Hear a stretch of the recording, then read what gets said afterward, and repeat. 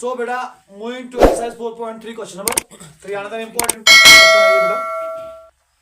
तो क्वेश्चन पहले बोलता क्या है, is it possible to design a rectangular mango grove whose length is twice its breadth।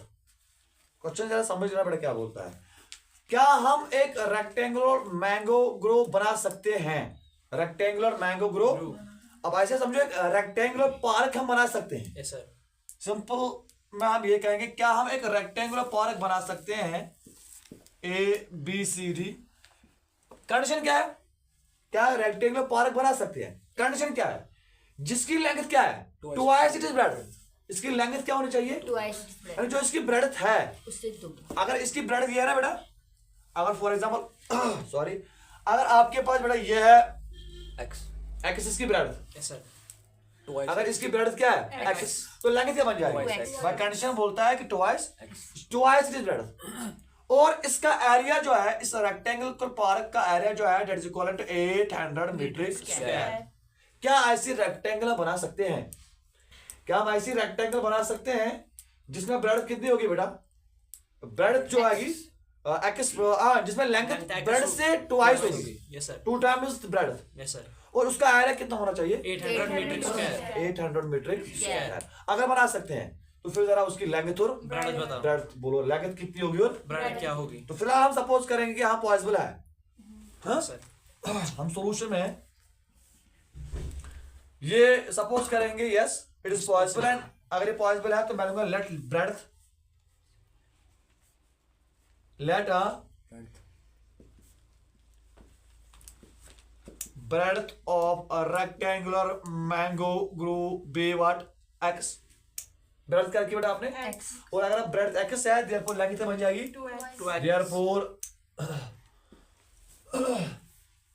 length of a rectangular mango grow will be equivalent to 2।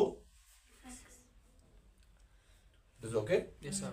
आपने breadth रखी x तो फिर मतलब ये हुआ कि length इसकी 2x होगी। ठीक। also area कितना है 800 metre also area is equivalent to 800 metric square is given the question। Yes sir. ना अगर मैं इस रेक्टेंगल का एरिया निकालूं तो that area is equal to length into breadth, this L into B will be equivalent to 800 metric Square। now length is 2x and breadth is x into x 2x into x will be equivalent to 800 metric Square। that is 2x का square is equivalent to 800 metric का, square. और अगर x square is equivalent to 800 divided by 2 x square will be equivalent to 400 metric। Square. क्या तक clear है ना बेटा, yes sir. फिर आपका x square किस बराबर निकला 400 मीटर स्क्वायर। अब क्वेश्चन पहले ये बोलता है क्या ये पॉसिबल है, यस सर। तो पहले ये देखना कि क्या ये पॉसिबल है, उसके बाद अगर पॉसिबल है तो लेंथ एंड ब्रेडथ। तो फिर इसके लेंगे तो ब्रेडथ हमें निकालनी है। Yes sir. तो इस इक्वेशन को लिखने का तरीका ये है बेटा, x square minus 400 is equivalent to 0। Yes sir. आपके पास इक्वेशन बन गई quadratic equation x square minus 400 is equivalent to 0। 0। ना क्या ये पॉसिबल है या नहीं ये डिटरमाइन कौन करेगा, ये डिटरमाइन बेसिकली इस क्वाड्रेटिक इक्वेशन का डिस्क्रिमिनेट करेगा कि क्या ये पॉसिबल है, यस सर। है ना बेटा। Yes, sir। क्योंकि डिस्क्रिमिनेट पड़ा, डिस्क्रिमिनेट होता क्या है, we decide is the nature of roots. Roots. Yes sir. So इसके रूट्स एग्जिस्ट होते हैं या नहीं होते हैं ये डिसाइड कौन करेगा, डिस्क्रिमिनेट। तो मुझे इसका डिस्क्रिमिनेट चाहिए पहले, यस सर। उससे मुझे पता चल जाएगा कि क्या ये पॉसिबल है, अगर पॉसिबल था फिर रूट्स निकालेंगे, नहीं पॉसिबल था तो फिर रूट्स क्या निकाले हम। सही।